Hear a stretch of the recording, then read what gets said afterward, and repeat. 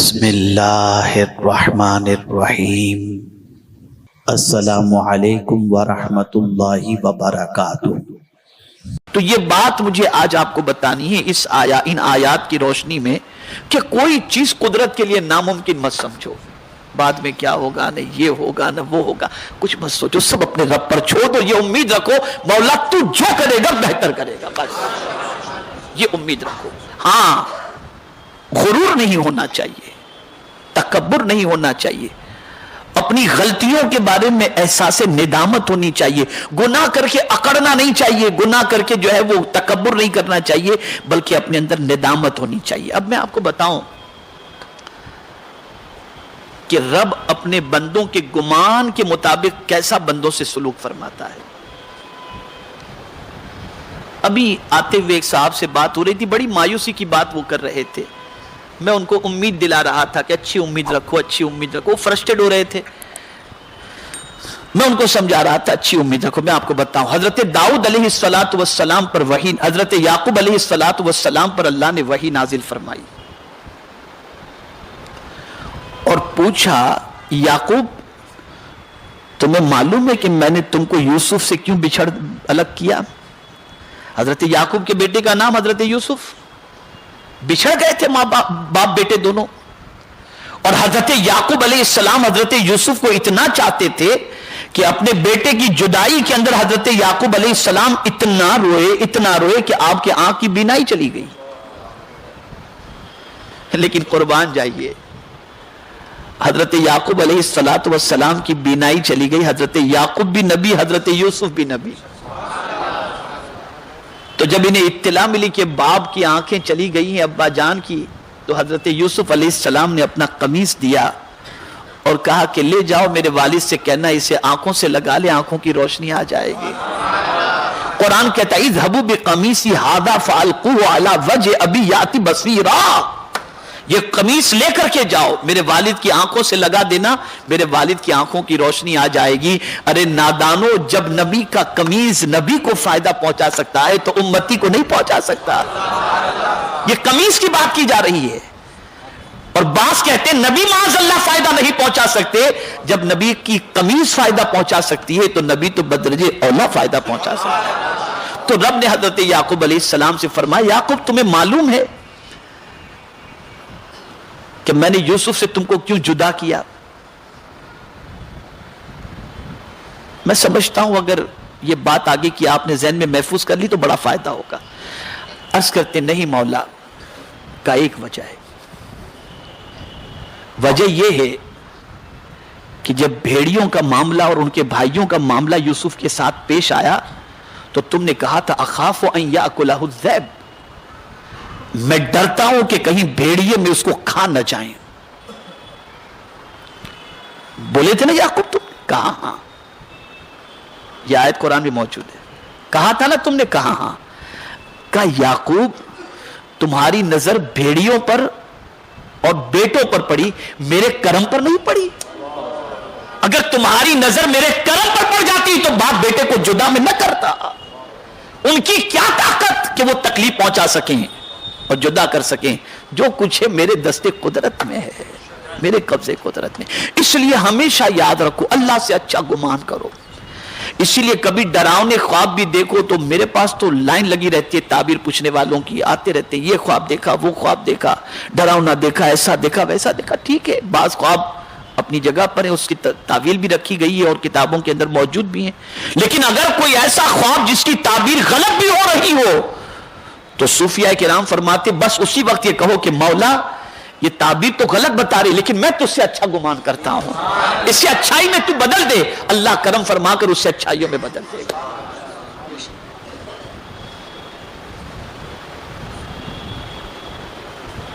اللہ سے اچھا گمان رکھو، ساری کائنات اس کے دستے قدرت میں ہے، وہ جس طرح چاہے کائنات کو چلائے، کوئی اس کو پوچھنے والا نہیں ہے، اس کے عذاب سے بڑھ کر کے کسی کا عذاب بھی نہیں، اور اس سے زیادہ سنبھالنے والا بھی کوئی نہیں ہے، یہ بھی ہے۔ قرآن مقدس وَلَا يُوثِقُ وَثَاقَهُ أَحَدٌ، اس کے پہلے کیا ہے؟ لا يعذب عذابه احد، لا يعذب عذابہ احد ولا یوثق وثاقہ احد. اس سے زیادہ عذاب دینے والا کوئی دوسرا ہے ہی نہیں، اور اس سے زیادہ سنبھالنے والا بھی کوئی دوسرا نہیں ہے. اسے ذہن میں رکھیں. اب آئیے دو واقعات اور میں آپ کے سامنے سنا دوں. ایک بندے کو امام غزالی رحمت اللہ تعالی علیہ نے کیمیاء سعادت میں لکھا ہے کہ ایک بندے کو 1000 سال تک جہنم میں رکھا جائے گا، اور وہ جہنم سے چیخ و پکار کر رہا ہوگا، یا حنان یا منان. مولا فرشتوں سے فرمائے گا اسے باہر نکالو. اسے جہنم سے باہر نکالا جائے گا. رب اس بندے سے پوچھے گا میرے بندے یہ بتا جہنم کیسی جگہ ہے؟ وہ بندہ عرض کرے گا بدترین جگہ ہے مولا بدترین جگہ ہے جہنم. رب فرمائے گا فرشتوں سے اسے دوبارہ لے جاؤ جہنم میں. دوبارہ فرشتے اسے جہنم کی طرف لے جا رہے ہوں گے تو وہ پلٹ پلٹ کر دیکھ رہا ہوگا، پلٹ پلٹ کر. مولا فرشتوں سے فرمائے گا فرشتوں اس بندے سے پوچھو پلٹ پلٹ کے کیوں دیکھ رہا ہے؟ فرشتے پوچھیں گے اے بندے پلٹ پلٹ کے کیوں دیکھ رہا ہے؟ رب پوچھ رہا ہے. تو وہ بندہ عرض کرے گا کہ میں پلٹ پلٹ کر اس لیے دیکھ رہا ہوں کہ میرے مولا سے مجھے امید تھی کہ ایک بار جہنم سے نکالا ہے اب دوبارہ جہنم میں نہیں ڈالے گا، اس لیے پلٹ پلٹ کر دیکھ رہا ہوں. فرشتے جیسے ہی مولا سے عرض کریں گے رب ارشاد فرمائے گا لے جاؤ اسے جنت میں داخل کر دو. اچھا گمان رکھو اپنے پروردگار سے، اچھی امید رکھو اپنے پروردگار سے.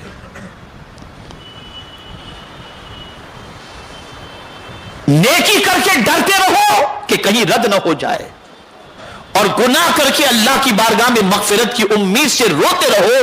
اگر یہ دونوں سچویشن ہے تو سمجھ لینا کہ آپ کا ایمان اللہ عز و جل نے صحیح رکھا ہے. یاد رکھیں ایمان کی جگہ دل ہے، اس کا اظہار وجود سے کرو. ہاتھ سے بھی ایمان ظاہر ہو، دل سے بھی ایمان ظاہر ہو، زبان سے بھی ایمان ظاہر ہو، اس کو اچھی طرح سے ظاہر کرو. ہمارا حال تو یہ ہے نماز پڑھتے ہیں تو نیت کرتے ہیں 2 رکعت فرض اللہ کے واسطے میرا کعبہ شریف کی طرف. حج کے لیے جاتے ہیں، حج اللہ کے لیے، زکوٰۃ اللہ کے لیے، روزہ اللہ کے لیے، سب یہ عبادات اللہ کے لیے. اور باقی زندگی کس کے لیے؟ اور باقی کی زندگی کس کے لیے؟ ہونا یہ چاہیے عبادات بھی تیرے لیے، اور جینا بھی تیرے لیے، اور مرنا بھی تیرے لیے. یہ ہونا سب کچھ اس کے لیے ہو. اسی لیے حضور نے خود جو کہا، قرآن نے کہا کہ محبوب جو تمہاری کیفیت بتا دو، تو کہا ان صلاتی و نسکی و محیای و مماتی للہ رب العالمین. میری نماز، میری قربانی، میرا جینا، میرا مرنا، یہ سب کچھ اللہ رب العالمین کے لیے ہے. سب کچھ اللہ کے لیے. ارے دوستی بھی اللہ کے لیے کرو، دشمنی بھی اللہ کے لیے کرو، کھلاؤ بھی اللہ کے لیے اور کھاؤ بھی اللہ کے لیے، پہنو بھی اللہ کے لیے اور پہناؤ بھی اللہ کے لیے. ہر چیز بھی اللہ کے لیے ہونا چاہیے. ایک اور واقعہ سماعت فرمائیں. موت تو برحق ہے، اور مرنے کے بعد رب قدیر جل جلالہ سے ملنا تو ہے، لیکن ہم ملنے کی امید نہیں رکھتے نا، ڈرتے ہیں پتہ نہیں کیا ہوگا. یہ ڈر ہے ہمارے دل میں، اچھی چیز ہے، اللہ کا ڈر دل میں ہونا چاہیے، لیکن بہرحال ملاقات سے تو فرار نہیں ہے.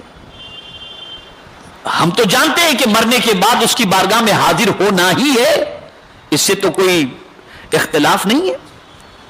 تو اب جب ملنا ہی ہے تو کیا کرنا چاہیے؟ تو قرآن نے کہہ دیا مجھ سے ملنے کی امید ہے، اللہ سے ملنے کی امید ہے. فمن کان یرجو لقاء ربہ فلیعمل عملا صالحا. جو اللہ سے ملنے کی امید رکھتا ہو اسے چاہیے کہ وہ نیک عمل کرے، وہ نیک عمل کرے. اب ایک واقعہ عرض کر کے میں اپنی گفتگو کو ختم کرتا ہوں. قیامت میں پروردگار مومنین سے سوال فرمائے گا اے میرے مومن بندو تم مجھ سے ملنا چاہتے تھے؟ بندے عرض کریں گے ہاں مولا ہم تیری ملاقات کے خواہش مند تھے، ملاقات کے متمنی تھے. تو رب فرمائے گا آخر مجھ سے کیوں ملنا چاہتے تھے؟ مجھ سے ملنے کی وجہ کیا تھی؟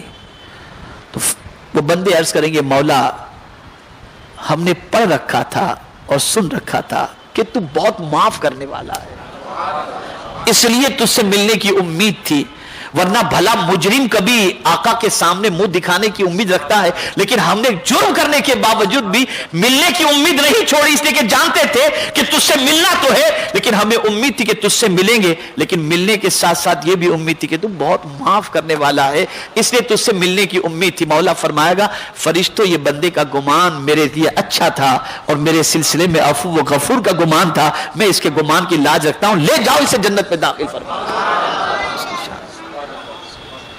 تو اپنے رب سے ہمیشہ اچھی امید رکھو، یہ ٹینشن وہ ٹینشن کی بجائے اعمال درست کرو، توبہ کرو اس کی بارگاہ کے اندر، سنورنے کی کوشش کرو، اور یہ بات یاد رکھو کوئی کچھ نہیں کر سکتا، ہوگا وہی جو خدا چاہے گا، اس کو ذہن میں رکھو، کسی کے چاہے سے کچھ نہیں ہو سکتا، اللہ کے چاہے سے سب کچھ ہو سکتا ہے۔ اس میں بھی دو رائے نہیں ہے کہ ہمارے اعمال بہت ہی غلط ہیں، گناہ سے ہمارا پورا وجود جو ہے آلودہ ہے، ہمیں اس کی بارگاہ میں توبہ استغفار کرنا چاہیے، معافی مانگتے رہنا چاہیے اور ڈرتے رہنا چاہیے، اور ساتھ ہی ساتھ اللہ کی بارگاہ سے اچھی امید رکھنی چاہیے کہ مولا تو غفار الذنوب ہے، ہمیں امید ہے کہ تو اپنے فضل و کرم سے اپنے حبیب کے صدقے میں ہمارے گناہوں کو معاف فرما دے گا۔ تو میرے پیارے آقا صلی اللہ تعالی علیہ وسلم کے پیارے دیوانوں، اللہ سے اچھی امید رکھ کے اللہ کی بارگاہ میں توبہ کرو، معافی مانگو، اس کی طرف پلٹ آؤ۔ وہ کتنا رحیم ہے، کتنا رحیم ہے، کتنا رحیم ہے کہ نافرمانی کرنے کے باوجود بھی اس نے نعمتوں کے دروازے بند نہیں کیے، اس نے کھلے رکھے ہیں، سزا نہیں دی۔ بلکہ مجھے یاد آتا کسی کتاب میں نے پڑھا تھا، حضرت ابراہیم علیہ السلام کو جب معراج کرائی گئی تو آپ کی معراج یہ تھی کہ وَكَذَلِكَ نُرِي إِبْرَاهِيمَ مَلَكُوتَ السَّمَاوَاتِ وَالْأَرْضِ، آسمان اور زمین کے درمیان جتنے بھی حجابات تھے، جتنے بھی پردے تھے، اللہ نے سارے پردے ہٹا دیے حضرت ابراہیم علیہ السلام کے لیے۔ تو آپ نے آسمانوں کی طرف دیکھا، پھر زمین کی طرف دیکھا تو آپ نے کچھ بندوں کو گناہ کرتے دیکھا، تو جلال آ گیا۔ اللہ کی بارگاہ میں عرض کرنے لگے مولا جو تیری نافرمانی کرتا ہو، تیرا رزق کھا کر زمین کے اوپر، مولا اسے ہلاک کر دے۔ خلیل کی دعا تھی، مولا نے ہلاک فرما دیا۔ پھر معراج ختم ہوئی تو حضرت ابراہیم علیہ السلام سے مولا نے فرمایا ابراہیم آج کے بعد میرے بندوں کے حق میں ایسی دعا نہ کرنا، اس لیے کہ میرا بندہ جب کوئی گناہ کرتا ہے میں اسے عذاب نہیں دیتا، مہلت دیتا ہوں، شاید یہ توبہ کر لے، اگر وہ توبہ کیے بغیر مر جاتا ہے تو میری رحمت امید رکھتی ہے کہ شاید اس کی اولاد اس کی بخشش کی دعا کرے اور میں اس کے گناہوں کو معاف کر دوں، اور اگر اس کی اولاد بھی مغفرت کی دعا نہیں کرتی تو پھر میں اپنے ذمہ کرم پر لیتا ہوں، جسے چاہتا ہوں بخش دیتا ہوں، جسے چاہتا ہوں عذاب دیتا ہوں۔ آپ اندازہ لگائیں کتنا کریم ہے میرا پروردگار، کتنا کریم ہے، لیکن ہم کتنے نکمے ہیں کہ اس کریم کا رزق کھا کر دشمن کا کام کرتے ہیں، یعنی شیطان کی پیروی کرتے ہیں، اس کے نقش قدم پر چلتے ہیں۔ تو اپنی سوچ بدلو، اللہ سے اچھی امید رکھو، اور یہ یاد رکھیں کہ اللہ کے دستے قدرت میں سب کچھ ہے، وہ جس طرح چاہے جیسے چاہے حالات کو بدل دے۔ ہم نے تو بہت سارے حالات بدلتے دیکھے ہیں، پل کے جھپکتے پروردگار نے کس کو کہاں سے کہاں پہنچا دیا اور کس کو کہاں سے کہاں پہنچا دیا۔ اور جو لوگ یہ تصور کرتے ہیں یا سوچتے ہوں گے کہ ہم اتنے کو ہلاک کر دیں گے، اتنے کو ہلاک کریں گے، میں آپ سے کہتا ہوں مچھروں کو ہلاک نہیں کر سکے۔ سب سے بڑا ٹینشن ڈینگو ہے، پتہ نہیں کیا کیا ہے، آج اسی کا علاج نہیں ہو سکا ہے۔ مچھر جیسے ہلاک نہیں ہو سکتے پوری طریقے سے، دوائیں چھڑک کر۔ ابھی کچھ دنوں پہلے میں فلائٹ کے اندر تھا تو ایک فلائٹ کے اندر مچھر ہی مچھر تھے، میں نے کہا یہ کیا، بولے بامبے سے فلائٹ کے اندر مچھر گھس گئے، نکال نہیں پا رہے ہم لوگ۔ میں خود اپنا واقعہ میں آپ کو بتا رہا ہوں۔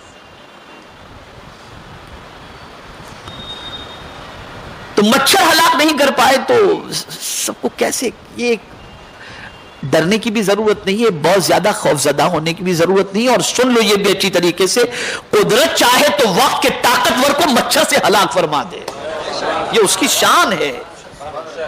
سب مل کر مچھر کو ہلاک نہیں کر سکتے، لیکن وہ میرا کریم چاہے تو ایک مچھر کے ذریعے طاقتور کو ہلاک فرما دے۔ سب کچھ اس کے دستے قدرت میں ہے۔ اللہ تعالیٰ سب کو صحیح سمجھ عطا فرمائے، صحیح سوچ عطا فرمائے، اور پروردگار جل جلالہ اپنے رب سے ہمیں اچھی امید رکھنے کی توفیق نصیب فرمائے۔ ہمیشہ یاد رکھیں، ابھی میں تو آج میرا پروگرام یو کے میں تھا، کل بھی یو کے میں پروگرام تھا، میں ایئرپورٹ سے واپس آیا اور نہیں جا سکا، تو میں نے اپنے استاد سے عرض کیا کہ حضور میں ایئرپورٹ سے واپس آ گیا اور میں نہیں گیا، تو بڑی پیاری بات انہوں نے فرمائی کہ مولانا اپنا کام تو کچھ ٹیڑھا بھی ہوتا ہے، کچھ سیدھا بھی ہوتا ہے، لیکن مولا کا کام سب سیدھا ہی ہوا کرتا ہے، تو اس میں کوئی بہتری ہوگی جو اس نے کیا ہے، اور یقیناً بہتری ہے، اس میں کوئی شک کی گنجائش نہیں، بہت بہتری ہے۔ ہمیشہ اللہ سے اچھی امید رکھو، اچھا گمان رکھو، جیسا گمان رکھو گے اللہ ویسا تمہارے ساتھ سلوک فرمائے گا۔ ایک صاحب نزا کے عالم میں تھے، روح نکلنے کے قریب تھی، میرے آقا صلی اللہ علیہ وسلم ان کے قریب پہنچے، سرکار نے فرمایا اپنے آپ کو کیسا پاتے ہو؟ عرض کرنے لگے حضور رب کی بارگاہ میں کھڑے ہونے سے ڈرتا ہوں کہ کیسے کھڑا رہوں گا، لیکن پھر مجھے اپنے رب سے امید بھی ہے۔ سرکار نے فرمایا دوسری بات پر یقین رکھو، اللہ تمہارے ساتھ اسی کے مطابق سلوک فرمائے گا۔ خوف بھی ضروری ہے اور امید بھی ضروری ہے، ہمیں اپنے رب سے اچھی امید رکھنا چاہیے اور ساتھ ہی ساتھ اچھا بننے کی کوشش کرنی چاہیے۔